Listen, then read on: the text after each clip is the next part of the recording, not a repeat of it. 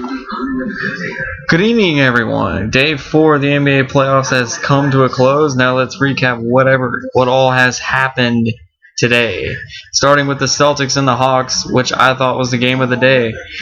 Boston, no Rondo, no Ray Allen. You think the Hawks were probably thinking, oh, well, this is going to be a walk in the park. We're at home. We're just going to cruise on 20 points and just go on home. No. Nope. Paul Pierce had other plans, man. First 9 points for the Celtics, and he was just on fire for most of the game. He did have a little cold spell between the second and third quarter, but he did what he had to do to get the job done. But Jeff Teague and Josh Smith kept the game alive for the Hawks. Jeff Teague ended up with 18 points, and I believe Josh Smith had about 16 points, and 12 rebounds. Although there was a tragedy in Atlanta as Josh Smith got injured. His status for Game 3 is unknown to this point. In the fourth quarter, Paul Pierce just took over for the Celtics. Just took over. It felt like every shot he was jacking up, it was falling through. He ended the night on 36 points and 14 rebounds and helped outscore the Hawks 26-14 in the fourth quarter, thus evening the series at 1 by beating the Hawks on a count 87-80. Game 3 will be Friday night on ESPN Dose. Now to the next game. We got Philadelphia 76ers and the Chicago Bulls. Now y'all may know that Derrick Rose is no longer in the playoffs this season. He tore his ACL. So Chicago, the first half they were looking pretty good. They were up by 8. We thought, okay, maybe they'll just hold on, take a 2-0 lead, go on to Philly and try to win at least one there. Nope. It didn't happen today. Actually, nothing was really happening for Chicago, to be quite honest, because they got outscored 36-14 in the third. Another thing, Drew Holiday was all over the place in the third. Wow. Really, he was all over the place the entire game. But he ended up going 11 for 15 for 26 points. And he's not even the first option on the team. Their best player, Iguodala, only got 11 points. So who's all getting these points? Well, you got Drew at 26. You got Lou Williams, who's been known to do work for the bench, 20 points. And you got Chicago native Evan Turner at 19 points. But really, I'm just going to take a shot at the Bulls here. What was that in the second half? I saw no effort out of anybody, with the exception maybe being Joakim Noah, but everyone else just died.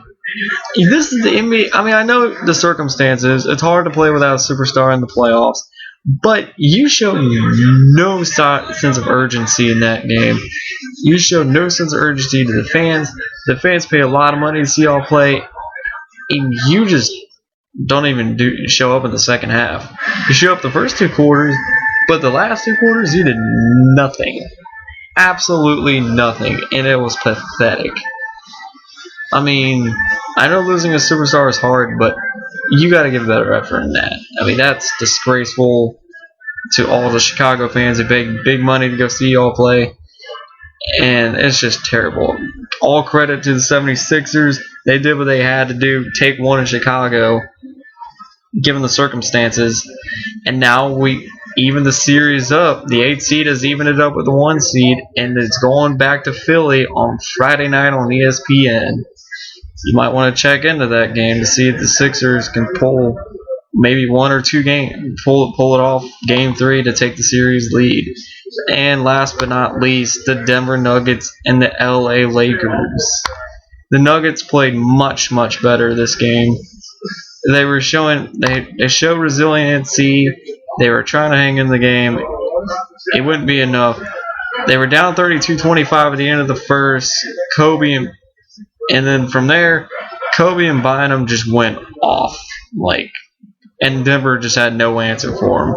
But Denver, no matter how bad things got, they always seemed to hang around. Like when Lakers got in the 14-0 run in the third quarter, Denver just fought right back, and they ended up being only a 7-point deficit at the end of 3. But it would not be enough. But the fourth quarter, they just couldn't make enough plays. Too many turnovers in the end.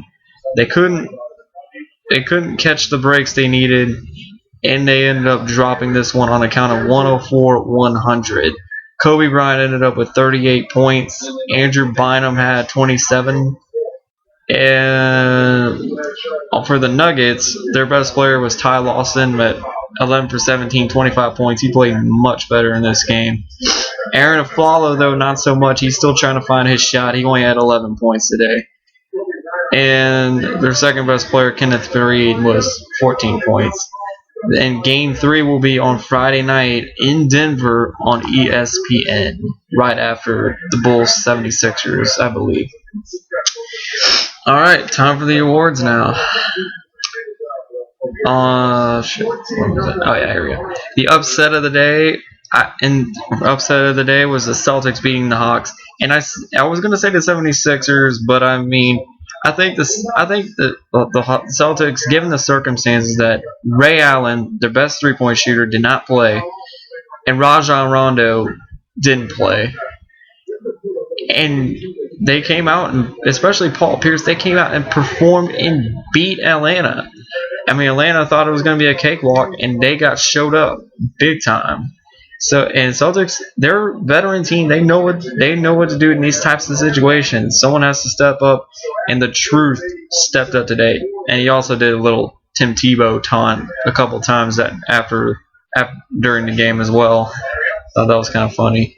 But anyway, the player of the day is Paul Pierce with his 36 points, 14 rebounds, 4 assists, basically carrying the load and leading his team to a road win over the Hawks, in which many believe the Celtics were going to drop 2-0. It would not be the case today. The disappointment of the day. I'm gonna say you know what? I'm gonna tie this up. It's a tie between the Bulls and the Hawks. Particularly the Bulls for the second half for being lifeless and looking like a bunch of beaten jabronis out there, and the Hawks for just not capitalizing on the golden opportunity to go up 2-0 against one of the veteranized teams in the NBA playoffs this year. It's a disappointment for the Hawks, and I bet every Atlanta fan is highly disappointed in them. And now they're in trouble, in danger of losing this, even more danger of losing this series, unless they could take one in Boston. But only time will tell for that. Alright, so that about wraps it up for Day 4 of the NBA Playoffs 2012 recap. I will be back tomorrow recapping Day 5, which consists of Jazz versus the Spurs, Game 2 on TNT, Game 3 of Indiana at Orlando. I'm not sure how they're already playing Game 3 while the others are playing their Game 2s, but oh well.